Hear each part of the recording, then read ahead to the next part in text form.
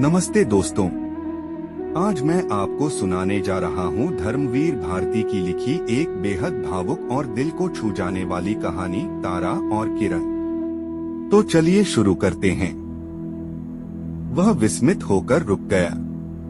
नील जलपटल की दीवारों से निर्मित शयन कक्ष द्वार पर झूलती फुहारों की झालरें और उन पर इंद्रधनुष की धारियां, रंग बिरंगी आभा वाली कोमल शया और उस पर आसीन स्वच्छ और प्रकाशमयी वरुण बालिका। उसका गीत रुक गया और वह देखने लगा सौंदर्य की वह नवनीत ज्योति। वरुणा आगंतुक की ओर एक कुतूहल की दृष्टि डालकर सजग हो गई। सुरमई बादल के आंचल को उसने कंधों पर डाल लिया और बैठ गई। उर्मी, क्या यही तुम्हारी नवीन खोज है? आगंतुक की ओर इंगित करते वरुणा बोली। हाँ रानी, साथ की मत्स्यबाला बोली। कल संध्या को अंतिम किरणें बटोरने हम लोग स्थल तट पर गई थीं, रानी। किंतु सहसा जलबीचियों के नृत्य के साथ स्वरलहरियां नृत्य कर उठी। उनमें कुछ अभिनव आकर्षण था। हम लोग किरणें बटोरना भूल गईं और उन्हीं स्वरों में बंधकर खिंची चली गईं एक सैक्तराशि के पास, जहां यह वंशी बजा रहा था और देख रहा था अस्तप्राय सूर्य की ओर। हम लोग मंत्रमुग्ध सी खड़ी रहीं, स्तंभित, मौन। हमारी चेतनाएं जैसे इसके स्वरों के साथ बिखरती जा रही थीं। इसने हमको बांध लिया था अपने स्वरों में। जब हमें चेतना हुई तो देखा गायक अचेत था। हमें वह बंदी बना चुका था और हम उसे बंदी बना लाईं। रानी की सखियों पर भ्रम का आवरण डालने के अपराध में इसे दंड मिलना चाहिए। अच्छा तुम जाओ, मैं बाद में इसका निर्णय करूंगी। आगंतुक मौन था। उसे यह सभी कार्य मायाजाल प्रतीत हो रहा था।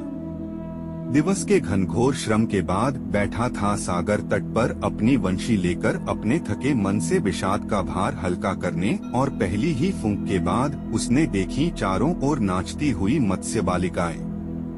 उनके शरीर से सौरभ की इतनी तीखी लहरें उड़ रही थीं कि वह बेसुध हो गया और नयन खुलने पर अपने को पाया एक विचित्र प्रासाद में, जिसके अंदर परियां संगीत भरी गति से घूम रही थीं। उसके पश्चात ही अपने को पाया रानी के सम्मुख। विस्मय ने उसके शब्दों की शक्ति हर ली थी। लो, इस पर आसीन हो अतिथि। रानी ने कोमल मृणाल तंतुओं से बुना हुआ एक आसन डाल दिया। वह उस पर बैठ गया। अतिथि, वरुणा बोली, सुनती हूँ इन नील लहरों के वितान के पार कोई दूसरा लोक है, जहाँ उन्मुक्त आकाश है, जहाँ स्वच्छंद पवन के झकोरे कलियों को अनजाने में चूम लेते हैं, जहाँ सूर्य की किरणें बादलों को सजल रंगों में रंग जाती हैं। तुम उसी लोक से आए हो न? हाँ, रानी आगंतुक ने उत्तर दिया।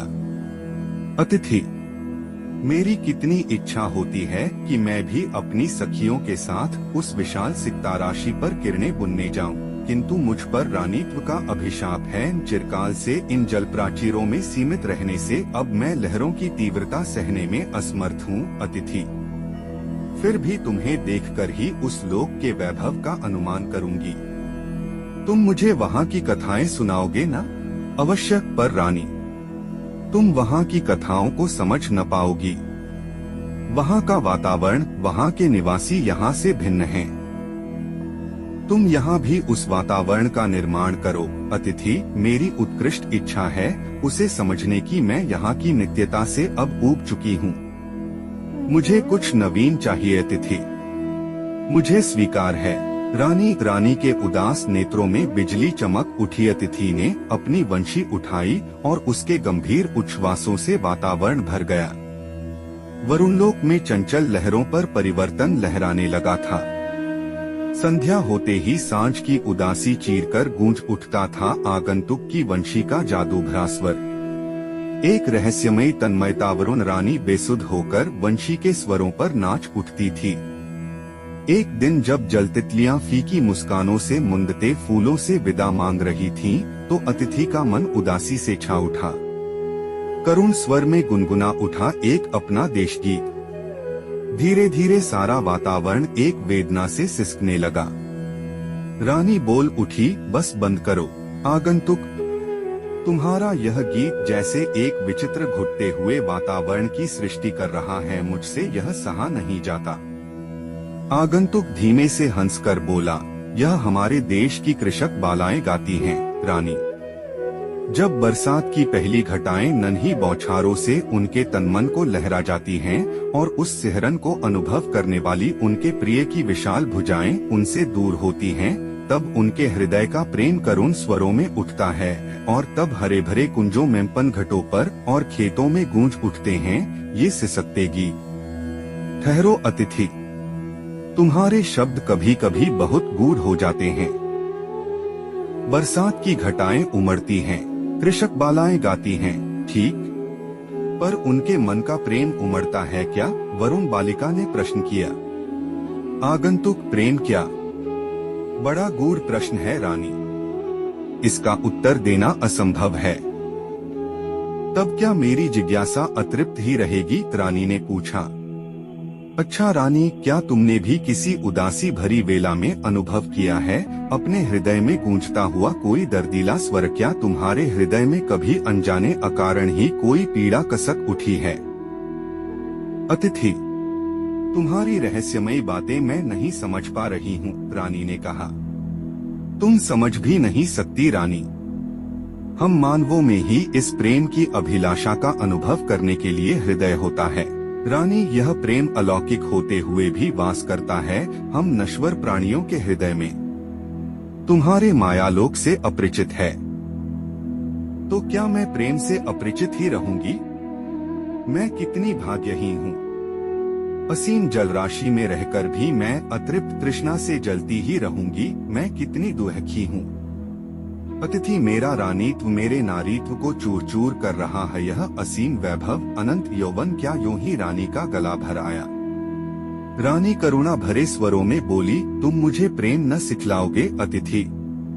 मैं मानवी नहीं हूँ, पर न जाने क्यों यह शब्द मुझे कुछ विस्मृत युगों का स्मरण दिला रहा है, जैसे अव्यक्त शब्दों में मुझे सुना रहा हो प्रेम के उदास गीत। क्यों मेरे हृदय के रहस्यों से मुझे अपरिचित रखोगे अतिथि? और दो आंसू चू पड़े रानी के आंचल पर। अतिथि ने दुलार भरे शब्दों में बोला, मैं प्यार सिखाऊंगा मेरी रानी। रानी के उदासी के बादल फट गए। रानी के चंचल करों ने चुने कुछ जलपटल और उन्हें बिखेर दिया भावमग्न अतिथि पर। अतिथि ने देखा वरुण लोक की रानी ने वे कोमल जलपटल उठाए और मस्तक से लगा लिए, किंतु इनमें सौरभ तो है ही नहीं रानी, पर इनमें अनंत यौवन तो है क्या? तुम्हारे लोक में फूलों में सौरभ भी होता है अतिथि। विचित्र है तुम्हारा लोक, सौंदर्य तो रूप का गुण है पर सौरभ तो नहीं। फिर तुम्हारे लोक में फूलों में भी सौरभ होता है? हाँ, हमारे फूलों में सौरभ होता है रानी।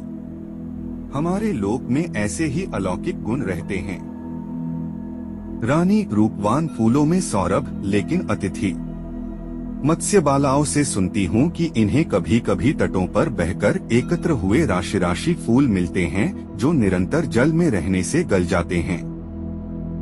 उनका रंग उड़ जाता है और उनसे निकलने लगती है कड़ी दुर्गंध।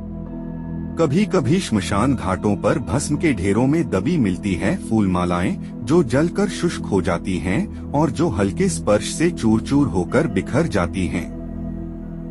कैसा दर्द भरा वर्णन है अतिथि। क्या इन्हीं फूलों की भांति तुम्हारे देश का यौवन भी अस्थिर है? क्या वहाँ का प्रेम भी इतना नश्वर है? बोलो। हाँ रानी, यौवन के आश्रित रहने वाला प्रेम भी इतना ही नश्वर है। अतिथि, रानी चीखी, प्रेम नश्वर है, यौवन अस्थिर है। नहीं, ऐसा मत कहो। किंतु रानी, किंतु परंतु नहीं अतिथि, प्रेम नश्वर है, यौवन अस्थिर है। आहा, मेरे हृदय में जैसे ज्वालामुखी तप रहा है। अतिथि, प्रेम नश्वर है। रानी अपने शयन कक्ष की ओर भागी। शैया पर अधलेटी रानी सिसक रही थी। अतिथि ने रानी के आंसू थमे और वह बोली, अतिथि, मैं युगों युगों से प्रेम की प्रतीक्षा में जीवित थी। मैं अपने अनंत यौवन का साफल्य प्रेम में पाना चाहती थी। तुमने प्रेम की नश्वरता का चित्र खींचकर मेरी गति का आधार मुझसे छीन लिया। अतिथि, तुमने मेरे अंतिम प्रदीप को एक निर्मम झोंके से बुझा दिया है और मुझे छोड़ दिया है घोर तिमिर में भटकने के लिए एकाकी। यह किस जन्म के कृत्य का बदला तुम मुझसे ले रहे हो आगंतुक? बोलो। पथिक आश्चर्यचकित था। उसने कांपते करों से थाम ली रानी की मृणाल भुजाएं। रानी उठ बैठी। यह क्या किया अतिथि? उसने पथिक की ओर देखा। यह तुम्हारा प्रथम स्पर्श जैसे मुझे भस्म कर रहा है। तुम्हारे नश्वर मृत्युलोक की प्रेम की छाया मेरे अनंत यौवन पर भी पड़ गया। मेरे हिम से अंग गल रहे हैं इसमें अतिथि। अतिथि रुंधे गले से बोला, रानी, हम मनुष्यों का प्रेम मनुष्य ही समझ सकते हैं। यौवन का आश्रित प्रेम नश्वर होता है, पर प्रेम का आश्रित प्रेम अमर है। नश्वर जानते हुए भी पलके मूंदकर प्रेम करते हैं, क्योंकि हमारा प्रेम आत्मदाह होता है, याचना नहीं। तुमने प्रेम को यौवन की तुला पर तौलना चाहा रानी, और प्रेम के भीषण ताप में गल रही हो तुम। अनंत शून्य में झांक कर देखना रानी, मैं प्रेम की जलन में जल कर भी तुमसे प्रेम करूंगा। इस कथन के पूर्व ही रानी का हिमतन गल चुका था। प्रातः वेला में सूर्य की दो किरणें किसी विशाल भुजाओं की भांति आगे बढ़ती हैं, उसे आलिंगन में भरने के लिए, पर उनके समीप आने के पहले ही वह अरुणिमा में मुंह छिपाकर लौट जाता है। अपने निराशा के देश को डोट मत्स्यबालाएं आती हैं, उन स्वर्ण किरणों को बीन कर ले जाती हैं वरुण लोक। उनका कहना है कि यह है उनकी अदृश्य रानी का प्रेम, जो तारे के रूप में चमकते अतिथि के पास जाता है, पर उसके ताप से निस्तेज होकर बिखर जाता है पृथ्वी पर, और वे उसे बीन लाती हैं अपनी रानी की स्मृति में। वरुण लोक में अब प्रेम करना मना है। तो दोस्तों, यह थी आज की पूरी कहानी। आपकी क्या राय है? कमेंट में जरूर बताइए। अगर आपको वीडियो पसंद आया हो तो इसे लाइक करें, शेयर करें और हमारे चैनल को सब्सक्राइब करना न भूलें। बेल आइकन दबाएं ताकि आपको हमारे नए वीडियो की नोटिफिकेशन सबसे पहले मिले। मिलते हैं अगले वीडियो में, तब तक के लिए जय हिंद, धन्यवाद।